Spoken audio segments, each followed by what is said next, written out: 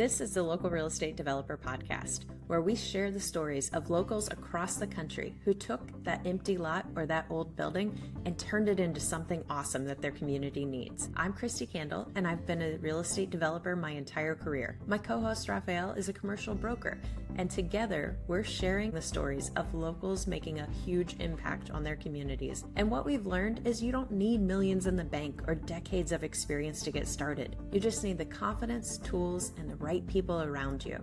This podcast is your chance to gain the confidence to get in the game, because real estate development isn't just for the insiders anymore. It's for people like you too. Welcome to the Local Real Estate Developer Podcast. I'm your co-host, Raphael. I am a commercial broker, investor, and aspiring developer here in Louisville, Kentucky. And today I'm here with my co-host, Kristi, who's an all-star developer herself, and we're excited to host a phenomenal guest of our own. So, Kristi, great to see you.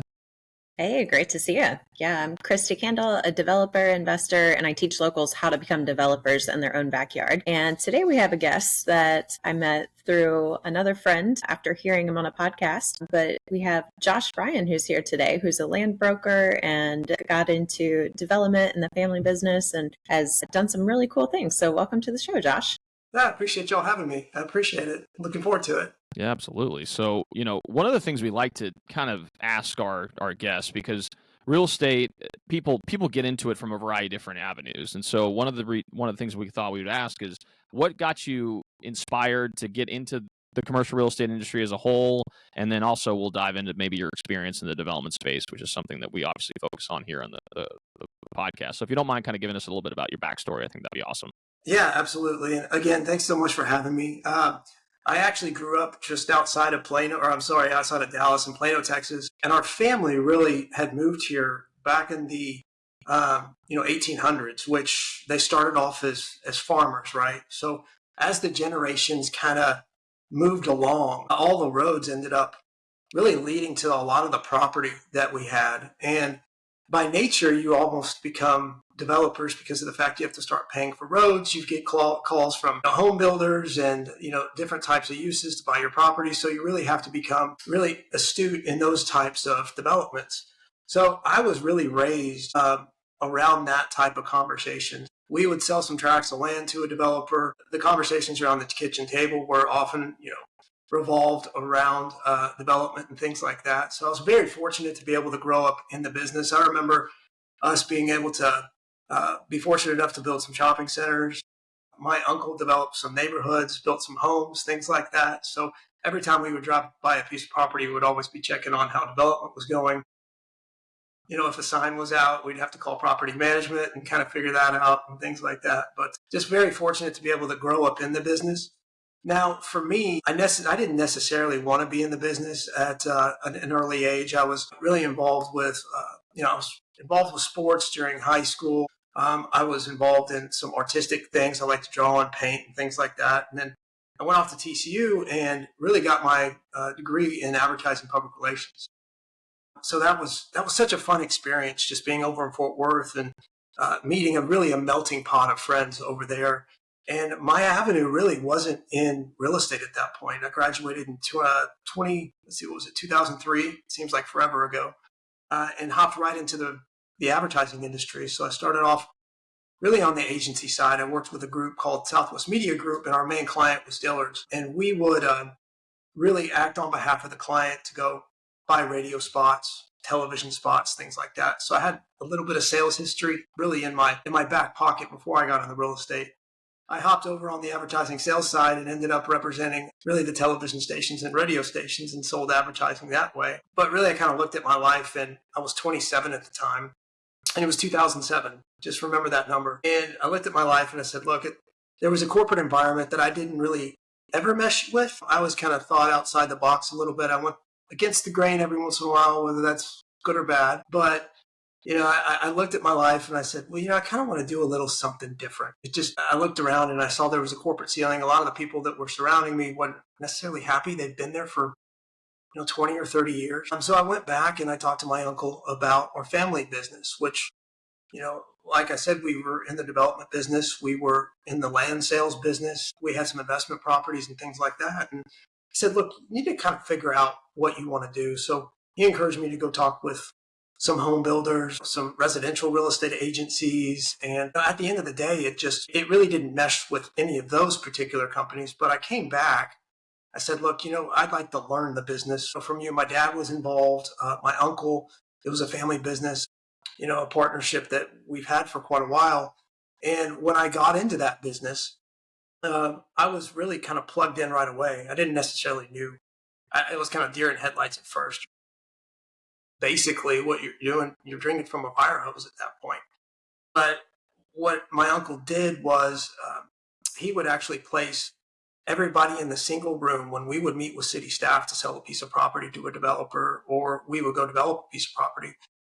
He would surround us with all the main consultants in that room, which later on, little did I know, I would actually start implementing my own business, I was very fortunate to be able to have that experience. But I kind of started off at the bottom. I did property management. I leased some houses for us. I leased office space for us, industrial space, things like that. I got my real estate license in 2008, which that's when the market completely blew up. And, I didn't know what I didn't know. I just kind of went through my daily routine the way I was supposed to and try to thrive in that current environment. Years after, I ended up partnering with a buddy of mine from TCU, and we ended up doing deals. Gosh, it was probably 5 years. We would do a lot of tenant rep. We would do franchise site selection. We represented a medical office building developer who we would go find the site, and his main business was a dentistry. We actually were able to get him to a point where he would retire from that. And he would go buy land and build, say, 3 or 4 buildings and sell the condo shells, or we would lease them out and then sell them on a cap rate. Those worked out really, really well for us. And then in 2020, I had been married by then with my wife, Kristi, and we had kind of built a life with each other by then. And we found out probably the second week of March that we were pregnant. And my whole life just changed. Everything changed. My viewpoint changed. My why changed. And I really started thinking before my son Liam was born, kind of what my life wanted to be, and my why had kind of grown beyond myself. And I came back over to the family partnership on the brokerage side and started a land brokerage tranche. And, from there, we've worked with, built to rent developers, multifamily developers. Single family homes has been a big deal here in Dallas-Fort Worth, obviously. And the single family side has done really, really well, and mixed use master plans and things like that. But that's kind of how I got into the business and where I am now. Kind of a very slippery slope on a very winding road to get where I am now, but I'm very blessed to be able to be where we're at. Yeah, that's amazing. And it kind of goes, it's kind of indicative of a lot of the people we talk to, is that it's kind of a winding road to get where you're going. And some people know right away that this is what they do and they decide to jump into it. But, I know for myself, and I know Kristi has had a windy road as well to get where she's ultimately gotten to now. I mean, it's kind of an industry where, there's so many different things you can kind of pursue, and you just, find your niche, and over time you build something of significance, especially in your case where you're deciding to really focus in on trying to build that legacy, which is, I would imagine, why most people do what they do, right? You're trying to build something for the next generation and build something that's greater than even yourself. So that's amazing.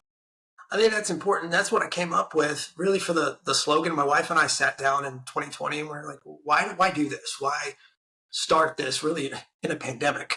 I really started this in a recession, a pandemic. You're just a glutton for punishment, it seems like. Well, the best businesses start when there's tough times. Oh, yeah. That's what we always say, but I guess I'm crazy. But had a great clientele and some great experience, support, especially at home. That's a big deal, right? When you have support at home. My wife is a huge encourager, so that was a major thing, especially being pregnant, during those times. But we made the slogan "Building Texas Legacy." So that's the main slogan of our company, which kind of just lies basically in that legacy portion of, we want to build somebody else's legacy. We want to build our own. We want to help really shepherd those things for other families and developers and things like that. So I think that was really one of the main themes that we really wanted to drive home in what we do as a brokerage and really as a family partnership. So that was just something on the side. But yeah, my wife and I talked about that, and that's kind of what we came up with. Yeah, no, it's funny, and those conversations are real. I mean, my previous career, I was in engineering and got into software development and consulting, and I did that for a long time. Was traveling around the country, and when I had that conversation with my wife about, and my girlfriend at the time, now my wife, pretty much said, "Hey, I want to leave my well over 6-figure job to take on a fully commissioned role. It was definitely an interesting conversation. But ultimately, to your point, having a supportive spouse that says, you know what, I think it's great that you're betting on yourself and you're trying to make it work and you try to mitigate as much risk as you can. But at the end of the day, entrepreneurship is a true meritocracy. It's like you get out there and you try to create opportunity for yourself and others, and that's how you're able to succeed.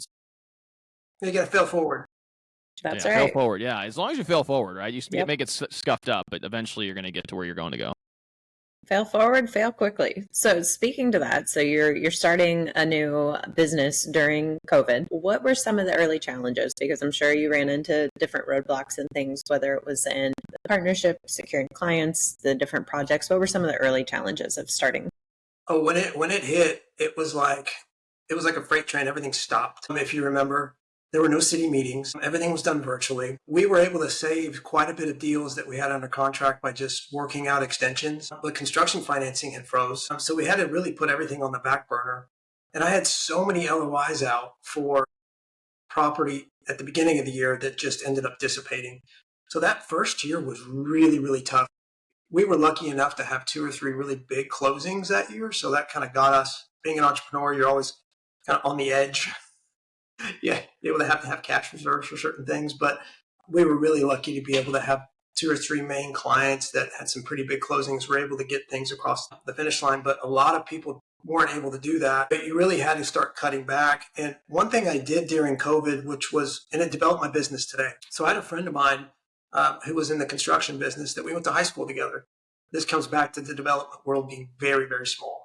And we would hop on Zoom calls every day because they specialized in multifamily development and just, garden, stick and brick stuff, 3-story. And that was right before the suburbs in Dallas really started gaining a lot of momentum on multifamily.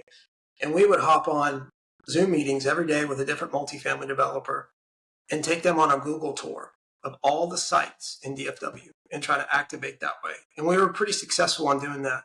But since we couldn't meet with anybody, and he was a business development manager, we were able to combine efforts. And that goes back to my really partnership with consulting or consultants, is really put the same people in the room and we can all benefit. But that's how we got a lot of stuff done for the next couple of years through the pipeline, was getting a lot of that synergy going between developers and, understanding what sites were available and just giving them, a tour virtually, which was very interesting. But that's kind of how we got through that. Gosh, the next 12 to 18 months. That's amazing. Well, regarding that, so I'm curious as to know, with this new venture, are you also taking on development projects for your own? Or are you really strictly focusing on your brokerage? So we have 2 tranches. We have a family business where we can go buy tracts and entitle them. We can do horizontal development. We can do vertical development if we want. We actually zoned a master plan community over in Sherman, Texas, real close to TI, where they're building a $30 billion plant. We got lucky because they announced it right at the tail end of when we were planning that, and we were able to sell that. So we've got experience on the entitlement side, putting districts together, whether it's PIDs, MUDs, and things of that nature. Really relying a lot on our consultants again for some of those, some of those tougher things to put those things through. And then we've got our brokerage side. So we do a little bit of something different, and we can also help family and family partnerships out if they don't necessarily want to have a developer come in and take up the time to be able to entitle a piece of property. We can help them do that as well, just more on the consulting side, and really get that teed up for somebody to be able to take that down a little quicker. So we have a couple little facets of our business that we can help people out with. That's awesome. Yeah, I just made a post today actually about entitlements, because I personally have done so with a couple of my investment properties. I took the property right through the entitlement process, obviously added value through that. And it can be a tricky road to navigate, and each municipality has its own way of handling the process. Some are more difficult to deal with than others.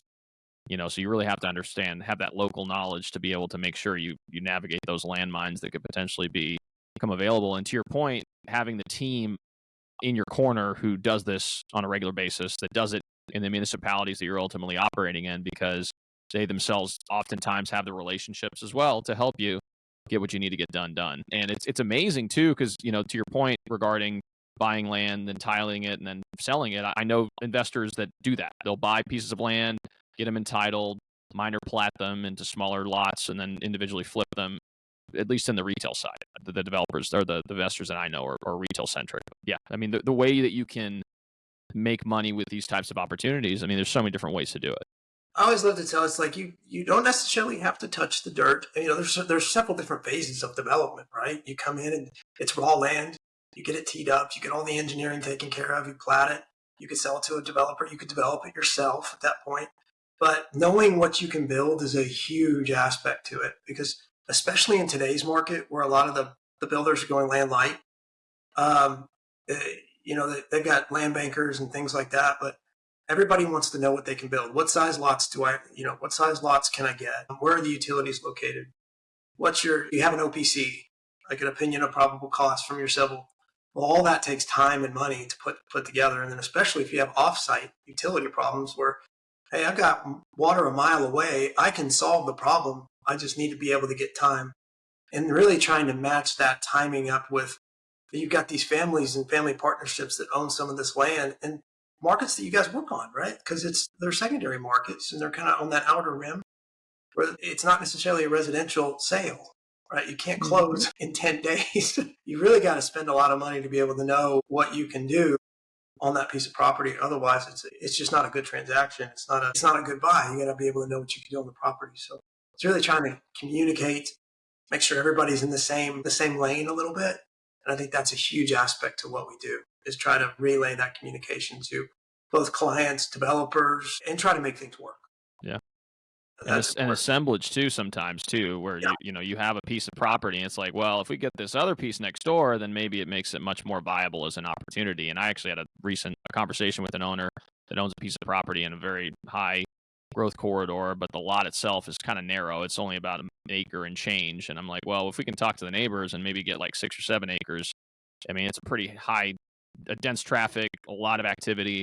I mean, you could probably get a retail developer interested in taking on that development. And so having conversations with different property owners to potentially assemble sites. To your point, utilities can be a problem if you have to run, sewer to a site. I was talking to my civil engineer the other day. They're like, it's like $100 to $150 a linear foot in our market. I don't know how it is in other markets, but there's like, yeah, this particular site is 1,400 feet away. So you do the math and figure out like what the cost just to bring the sewer to the site is. And it's like, it creates this dynamic where you have to factor all this in. And that's why people like you who understand this process, you probably come in, ask the right questions and figure out, oh, these are the challenges we're going to face before we actually can sell this property or develop this property or whatever that is.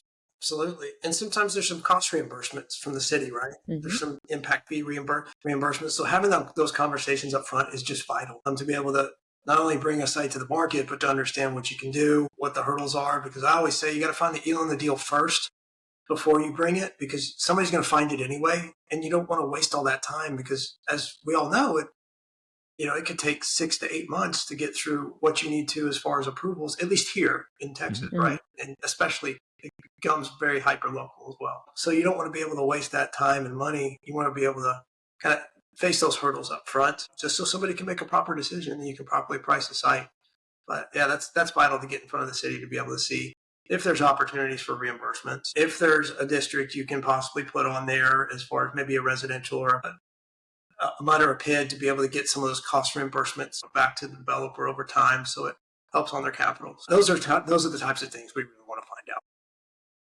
Yeah, and it sounds like you really help whether it's the property owner or someone who wants to acquire the land, you can help fill in the pieces to go, hey, you need a civil engineer for this, here's an architect for that. Can you maybe describe a little bit about the team that you help assemble and then, how you carried it on to where you go into these city meetings and you bring the team or to planning commissions or city councils? Maybe go into that detail a little bit. So first and foremost, when you're wanting to get a meeting with the city, it's really good to have those in place, not going in just by yourself. Because if you contact the city and say, hey, look, I've had my civil engineer take a look at this particular site, and we found out that it's in the future land use plan for mixed use development. We understand that the master thoroughfare plan is going to bisect the site. Showing that you've done your homework, it's a lot easier to get the meeting. And then when you bring somebody to the meeting, I usually like to bring a civil engineer first and foremost for that pre-development meeting. Usually city will have their own civil engineer, they'll have fire, they'll have their planner, tree mitigation, things like that to just go through the process of developing the site. they'll bring it up and they'll talk about the utilities, the challenges, the plans surrounding your development that you might not know about just yet. Somebody who's submitted an application that's not necessarily on the zoning agenda yet. So those conversations are vital. But typically the team that I like to surround myself with from the initial outgo is really your civil engineer, your land planner, to be able to put together a kind of a high level fat pen sketch to present to staff so they understand what type of use you're looking at. We'll look at the future land use plan first and foremost, pencil in the highest and best use, put that concept together, and then we have something tangible to be able to take to the city and say, hey, look, this is what we're thinking. What's your take on the site? What are you guys envisioning for it? So it's more of a collaborative approach to what we do, as opposed to, hey, well, this is in the middle of a field. We want to do 400 units of multifamily here, and we know it's for future land use as estate residential. It's probably not going to work. So we really want to be collaborative with the city. Let civil kind of take a look at and talk to the city civil so they're on the same page, and really dissect some of those notes. Have your land planner really put together that plan. If we can, we'd like to get a survey as soon as possible, just so we know what we're looking at. If the landowners don't have a survey, I really recommend having a survey there, and really have everybody else teed up, ready to go. As far as if you need to do a flood study, you need to get somebody to take care of that. Your phase one, your geotech, and those types of things. You need to have all those consultants ready to go for development. So we'll have those on hand when we take a site to market, just so they're ready to get things done if needed. Hey, can we chat for a second? Since you're listening to this podcast, you're already thinking like a developer. You see the potential in your community, and you're ready to do more than just watch from the sidelines. That's exactly why we created the Local Developer Vault. It's a free resource full of tools, templates, and trainings to help you take action. And here's the best part. When you sign up, you'll also get access to our local real estate developer community.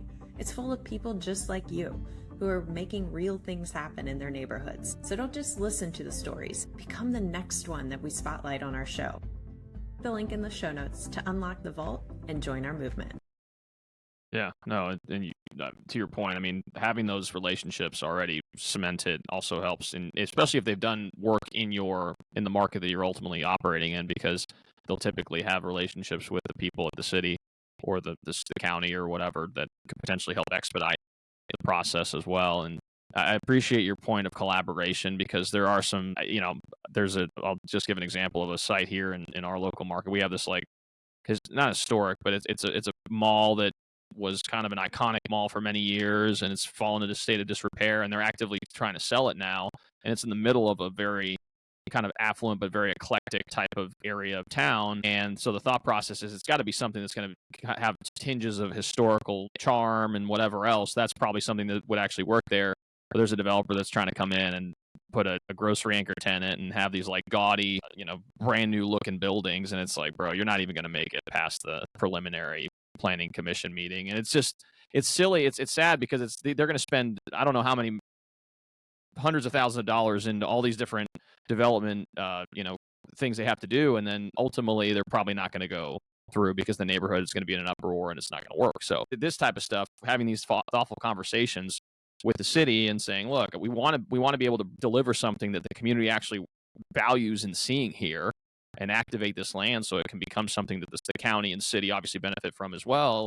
What can we do to be able to make it so that everyone benefits from this engagement? I think that's a much better approach, because you'll probably have a lot more support from the people that are ultimately going to have to make the decision, especially in smaller counties. Because I'm sure it's a lot of it's even staff level type of approval, I would imagine. And maybe correct me if I'm wrong, but I'm not sure how it operates in your market.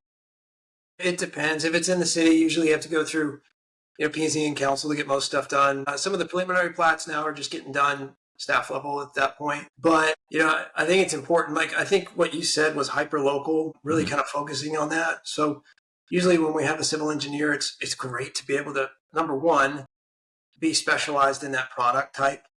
Mm-hmm. And that's with any consultant, right? If we want to do a multifamily deal, we need to understand the constraints and things of that nature to understand what we want to do there. And number two, have a relationship with the city. Because if they've already done projects in the city and they have a good reputation, that's another thing, right? Things will go a lot smoother. And then the dialogue will be a lot more open, because they've already done things. They've already kind of go, they know the hot buttons. They know what buttons to push, what buttons not to push. And being a broker, Raphael, you know this, you've got to be the lead on everything when you're putting all this stuff together. And there's a lot of brokers that don't want that responsibility. They just put a sign in the ground and they say, okay, well, let's just figure it out. But in order to save everybody time and money, I think that it's important to be present in those meetings and really spearhead those conversations and really have those back and forth. But yeah, I think the hyper-local aspect to it, and that's what developers tell us all day. If you've worked with developers saying, come in and say, hey, look, do you have a civil engineer that works well in Fort Worth? Or do you have a civil engineer that works well in Salina, Texas, which is a really fast-growing market? And we have that. So that's what's good, to be able to provide value not only on the landowner side, but a developer coming into the market, and we can kind of piece that team together for them too. So true. Every new market that we branched into, it was, how do we find that civil engineer that knows the general area? Because we're bringing in national tenants, so the architect didn't truly matter. They're pulling the prototype plans, putting some gingerbread on. But that civil engineer who knew the dirt, who understood the city dynamics, because even if you're coming in, even if a project is zoned right, there could be different opposition, and you want some kind of boots on the ground to hear, what are the neighbors saying? What's the community saying? Is this good? Is this not? And your civil engineer probably is tied into other organizations within the community, and they're talking to people. So it's those conversations. So it's like everything that we talk about in development, it's not transactional. This is 100% relationship based, and having a great relationship with your consultants who then have those great local relationships goes a long way. And the same when you're talking with the city and having the pre-application meetings and going in. Just like the neighbors don't want development to happen to them, they want it to happen with them, so does the city. And when they see that partnership and they see that you did your homework before coming in, that's so beneficial. It does, and they're impressed that way because they get a lot of tire kickers coming in, and then people that don't know what they're doing. Mm-hmm. You oftentimes see, because we track every planning and zoning agenda item just to try to know the market. It's very Bob Knackle. It's very super hyper local. But we try to understand what is being passed, what's being approved, what's being approved with some of those contingencies and things like that, and try to understand the pulse of council and the pulse of staff. And we don't want to do anything to really ruffle that feather, because say they cut off multifamily, well, we don't want to go in and try to do a mixed use development with multifamily, because it's just not going to happen. We've had consultants come and say, look, the spigot is off, it's done. But at the same time, you want to build something that everybody can be proud of, right? That's that legacy aspect that we all are striving for.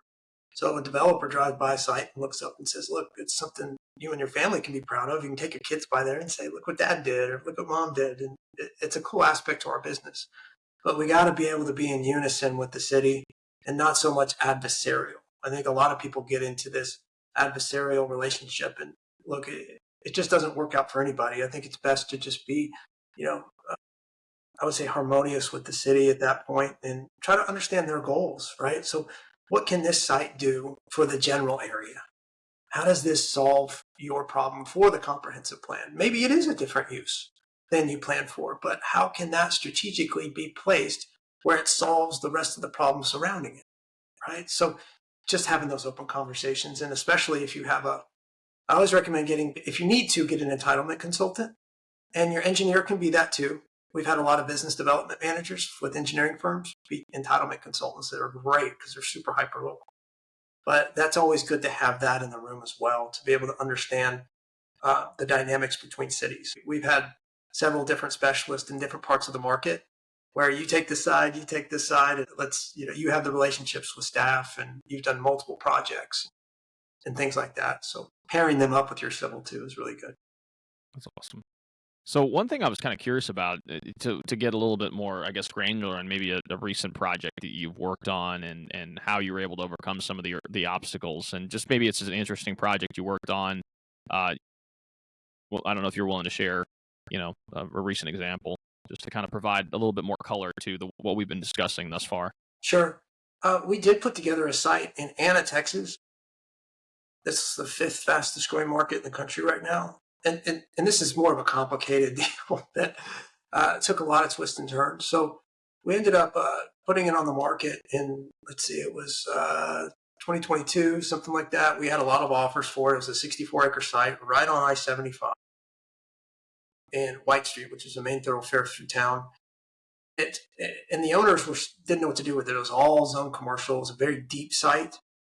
And we took a look at it and said, look, the highest and best use for this is going to be, some type of residential in the back, a higher dense residential product with more of the retail synergy up front. And we ended up, putting on the market, got some offers. And then the ownership decided to, hey, look, why don't we take it off the market for about a year? Let's shoot for a higher price next year. And in brokers, you have to be patient with it. And I agree, because the market really was in hyper growth mode at that point. So the next year we found out that, hey, look, we've got a neighborhood kind of being built behind us. We got wind of that, saying, okay, well, that's why it's good to know the market. Well, so we don't have any opposition, no matter what product type it is. So we don't have any opposition. Let's just go ahead and start working on getting the back half sold, because it'll create some synergies for that retail frontage, right? So we brought in one developer who was a build-to-rent developer, national developer, great group. I've done over a dozen deals with them, and we put it under contract. We went through really the preliminary due diligence period, submitted application for zoning, and the interest rates just spiked overnight, it felt like. So all your construction financing it's now so much more expensive to build. Nobody wants to take as much land as they initially wanted to. So we had a conversation with the ownership and said, look, they're having a tough time. Really, everybody's having a tough time getting anything to pencil down. Pencils are down, basically. So the ownership was actually 11 different owners, all equal shares, all friends. So having that conversation on a conference call was very, very interesting. That's why it's good to have communication between all parties at all times. So, and constant communication and things like that. So basically what had happened was this group, we said, hey, look, instead of doing all build to rent, why don't we split it up? We'll do build to rent, and then we'll do multifamily. We'll do a multifamily site and a build to rent site. And we also had a problem with the master thoroughfare plan. It was actually bisecting the site with a 6-lane road, which is huge because developers have to pay for it. So we had to work out, multiple avenues. So we went through and we got zoning, and we got that approved. Well, the multifamily developer, the night after zoning, couldn't make it pencil at the end of the day. So their investment committee said, hey, look, we can't do it. There's no way we can do it anymore. We'll have to terminate. So we worked tirelessly on trying to find another developer to plug in. And through this build to rent developers relationship, my relationship, I happen to know the gentleman as well. We plugged in another quality multifamily developer who had this same architect, which was great. So they could basically take the same plan and plug it in. We rushed to get the contract done. We had 3 development agreements.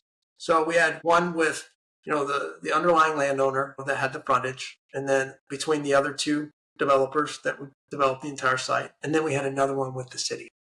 So we had to coordinate all those development agreement and cost shares and percentages and things like that. And we finally got that penciled in, and we finally closed that. I think it was roughly almost a year and a half to be able to put all that together. But those are just the different dynamics. Access points were changed around, grading permits, and who's going to mass grade the site. All those question marks had to be addressed, and then going through the development agreement with ownership who are just plain land investors. They don't know anything about development. They have never developed a site in their life, and trying to put all these pieces in place with zoning, roadways, and everything else was it's a learning experience for them. But at the end of the day, you have quality development in the back that provides housing that's much, much needed. And then you're able to activate the front at a later date with quality retail development, because we put into the PD, which is the plan development zoning, really requirements for a lot of this quality development that we would have. So it'll be a true mixed use development that we are putting together. I mean, it's a long drawn out process, but I think, adding something to the market that everybody can be proud of is vital. So that's just one of those instances of really maneuvering several different aspects of a deal to make sure it all works. So that was just a very high level of that year and a half. It was pretty long, but we got it through. That's amazing. Juggling all the different balls and having things switch. I know when I bring in new team members and they start to see all the balls that we're juggling, and it's like, yeah, all that work you just did with that, we're actually going to completely blow up that plan and go with this. And now we have to do X, Y, and Z. And you're just like, what? It's when you have that many different potential tenants and uses and things, it's going to happen. And to me, that's the fun part. When entitlements are done, I think it gets a little boring and a little black and white and like, okay, these are the nuts and bolts of it now. But yeah, juggling all of those different interests and then throwing in 11 landowners that you're educating along the way. Those are big wins to celebrate in the end when you hit the different milestones for sure. And I got a note too. I think the most important, for any brokers listening out there, the most important thing, or any landowners or developers as well, is we met with the city first and we put together a plan that showed all these different uses from the get-go. And we got their support right along, because we would have never, ever activated it that way if we had city pushback at that point, if we didn't see a path forward. So we were able to put that together really, and we marketed it very, very quickly to be able to put those uses together. So that was something that we really wanted to hone in on before we move forward with any applications. Definitely. No, you're right. And to your point, if the city had said absolutely not, it kind of leads you to believe, okay, well, maybe it's not a path we want to pursue and spend all this time and energy and money to get what we want to get done when the city itself is going to be really a nightmare to deal with. So it's good to do that. And I think it's important, the insights you shared with that in that story, and that, everything could look great when you put it on paper, but over time you have to actually implement the business plan, and things happen that you can't foresee. I mean, you talk about COVID, when you had all these different LOIs out, and then all of a sudden there's a massive shutdown in the economy and everything falls apart. You talk about interest rates spiking, which was somewhat unprecedented in our history, where you had such a large spike in interest rates. So all these different pieces of the puzzle you have to manage as a broker, in your case, to make sure that you can get the deal ultimately to the finish line. And I mean, it's a challenge. It really is. And it's not just looking at a site and saying, oh, it'd be really nice to see a multifamily property there. It's all the pieces that you need to put into place and make sure you're managing over time to ensure it can ultimately become a reality. And that's where you, as a broker, especially an experienced and a broker that understands what it takes, can quarterback the opportunity to the finish line, which is ultimately your job, your role. And you got to be a realist, right? You have to be honest with people, and you have to be a realist, but you also have to be positive. Mm-hmm. Say, look, this becomes a challenge we can try to overcome if we can, rather than let's just give up and let's just toss our pens out the window and we're done. Well, no, hold on. Let's try to be creative and try to figure some things out. Mm-hmm. And that's where you become kind of a therapist at the end of the day for all parties. Like, hey, let's just get on a call and let's try to figure this thing out. Everybody spends so much time and effort to do this. And I've had so many calls where you have to talk people off the ledge every single time, and just give me another day to be able to put some ideas together and try to save some of these, because at the end of the day, they are developments we believe in, right? And if they come together, they really can cause some change, which is good. It's just keeping everybody out of their own heads, if you will. Oh yeah, there's a lot of mindset that goes into that for sure, and the stamina that it takes to just constantly go, nope, this is another hurdle. It's a challenge. We're going to problem solve, and we're going to figure a way out. And shoot, I know sometimes you get hit with what you think is the death blow, and I'll just go on a hike, or I'll go snowboarding, or I'll do something to allow the thoughts to go, and all of a sudden you go, oh, I remember something similar, and you call up a different consultant or a different person. It's like, what if we tried this angle or strategy? And maybe that's not it, but it gets the brainstorming going. And it's like, okay, there's always a way to figure it out. It's just figuring out the right pieces or order. So to that extent, we've talked about the city angle, we've talked about the consultants. To the people who might either own property and they're like, man, I've got this land, I inherited it, I bought it, I'm not sure what to do with it. Or someone who goes, maybe I don't want to do an adaptive reuse. Maybe I like this idea of doing rezoning or subdivisions and selling to where I don't deal with construction at all. How can that type of person, one, find and vet brokers like you who do the land brokerage, but how can they educate themselves and come to the table to where they're a true partner to you, even if they are green? And what type of attitude or approach can they come to you with to be a good partner with a land broker? I always think that if you look and you see who's got the most property, I always look for who has the most listings in the market, to who's mostly involved in a lot of these. Get to the Dallas Business Journal, find out who's been really in that particular market, because I always say it's very hyper-local. And anybody who's tracking the market on a daily basis in your neighborhood is going to be able to advocate the best for you, period. I mean, they're going to know every single development going on every single corner. And if they're tracking those and they're tracking the sales and they know the numbers, and they know the supply and demand, which is a big aspect of trying to figure out what your use is on your site. And they know city staff, and they're constantly up at, say, the city council meetings and things like that. That's a very important aspect to it. Secondly, just to kind of go off of that, I would go to city council meetings and just sit in on those and see what type of relationships you can develop, because a lot of the local brokers are there. They're with their development clients, and you'll know and be able to meet a lot of the players in the market just to be able to learn what's happening.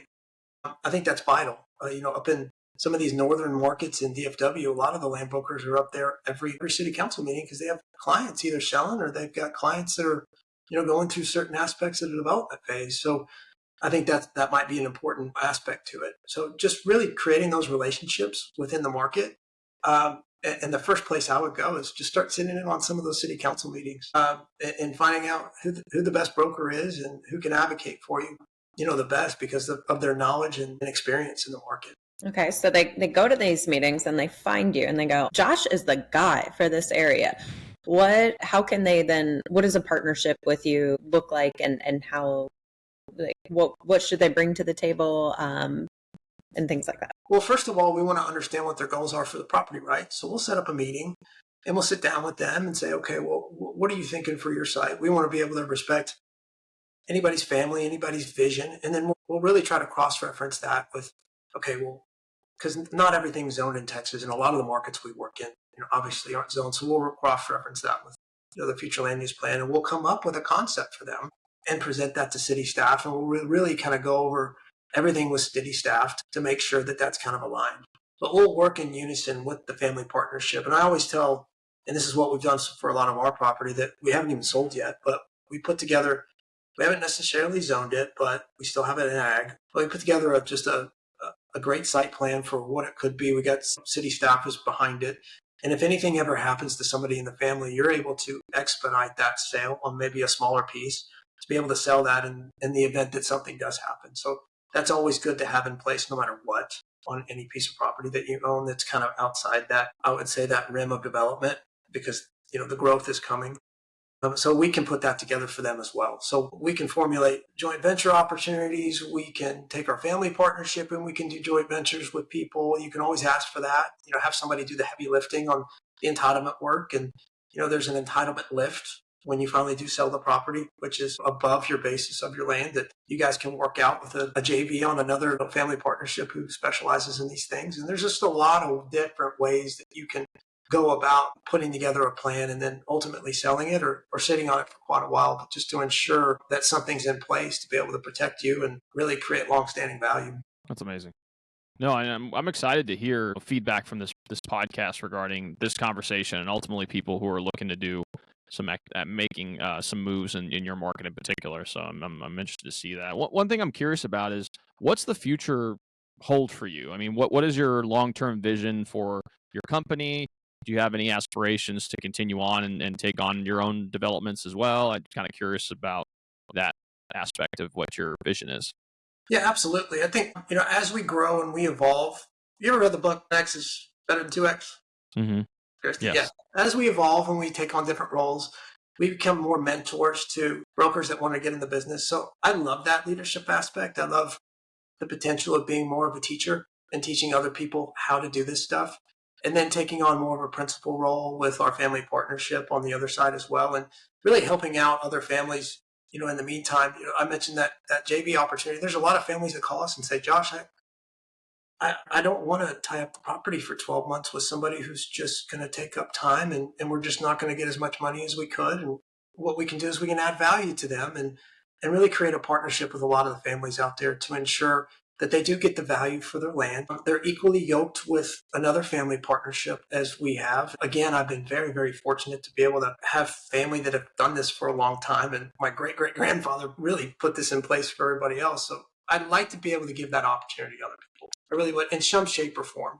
What does that look like 10 years from now? I'd love to be able to grow the brokerage where, we're really a mainstay in the Dallas-Fort Worth area. We're a small boutique brokerage right now, but I'd love to be able to see the brokers be able to replicate what they're doing with other young brokers, teach them how to teach others. So that's one of my goals, and that's what I'd like to provide as an example to our kiddo, right? It's not just about real estate. It's about, teaching people how to grow personally, professionally, spiritually, all those types of things. So I think that's something that's really important to me. That's amazing. No, and to your point, it's purpose. I mean, I think in any business that anyone starts, you have to start with a why and then build from there. And the fact that you are also interested in being a leader in your community and try to foster other success, I mean, it just, I'm sure it's going to bode well for you long term. And I'm really excited to follow along with your all's growth. And I'm sure now that we've had this podcast, part of the reason we did this is to obviously,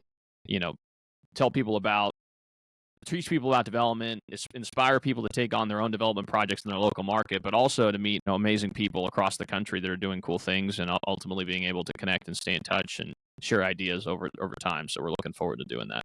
And I have to say, if you're a developer out there, you don't all have to do it yourself. It's very overwhelming when you first get into, say, all these moving different pieces. They're talking about civil engineers, they're talking about planners. Let them do their job because they're really, really good at what they do.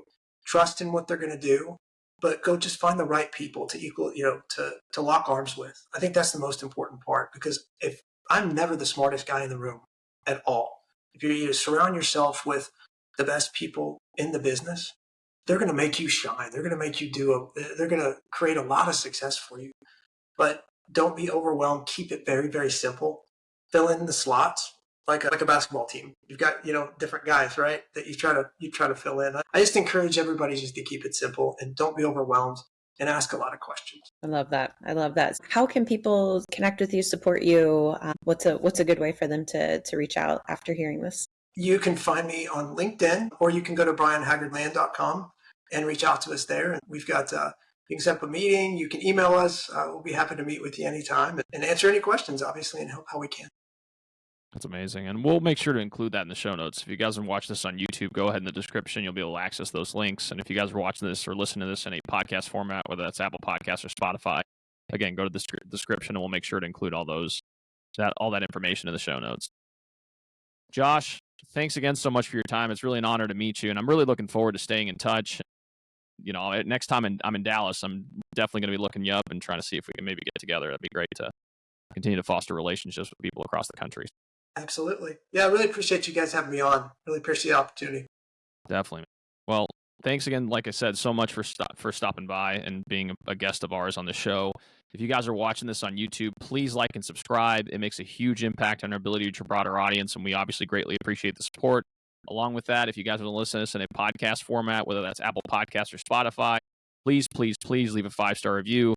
The more people that we're able to engage with, the more people we're able to inspire to take on their own developments in their local market, the better I think our world is going to be. So we obviously greatly appreciate all the support, and we'll see you all next time.